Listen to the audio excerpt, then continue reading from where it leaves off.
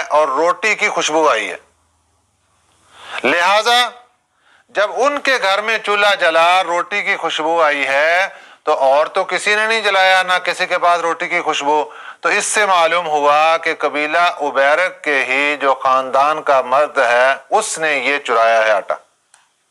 تبھی تو اس کے گھر سے صبح صبح روٹی کی خوشبو آ گئی۔ اب اس سے آپ اندازہ لگائیں کہ آٹے کی اس وقت ویلیو کیا تھی، اور اس کے اوپر اللہ تعالیٰ کا شکر ادا کریں کہ اللہ تعالیٰ نے ہمیں یہ نعمت کس قدر وافر مقدار میں عطا فرما رکھی ہے۔ اب جب تفتیش ہوئی تو خاندان عبیرق کے ایک آدمی تھا جس کا نام تھا بشیر،